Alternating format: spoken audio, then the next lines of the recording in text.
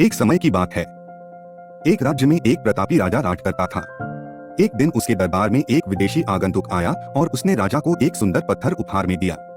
राजा वह पत्थर देख बहुत प्रसन्न हुआ।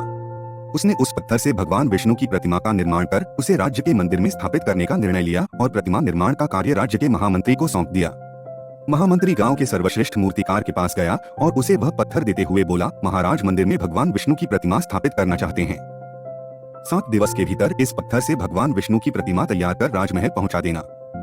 इसके लिए तुम्हें 50 स्वर्ण मुद्राएं दी जाएंगी।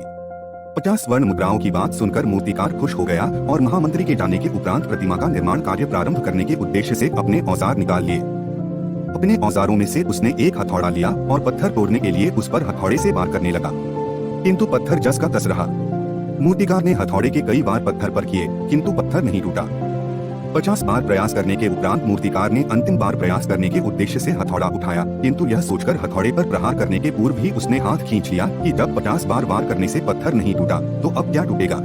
वह पत्थर लेकर वापस महामंत्री के पास गया और उसे यह कह वापस कर आया कि इस पत्थर को तोड़ना नामुमकिन है, इसलिए इससे भगवान विष्णु की प्रतिमा नहीं बन सकती। महामंत्री को राजा का आदेश हर स्थिति में पूर्ण करना था, इसलिए उसने भगवान विष्णु की प्रतिमा निर्मित करने का कार्य गांव के एक साधारण से मूर्तिकार को सौंप दिया।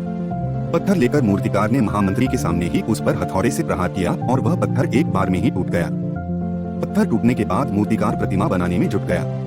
इधर महामंत्री सोचने लगा कि काश पहले मूर्तिकार ने एक अंतिम प्रयास और किया होता तो सफल हो गया होता और 50 स्वर्ण मुद्राओं का हकदार बनता। मित्रों, हम भी अपने जीवन में ऐसी परिस्थितियों से दो चार होते रहते हैं।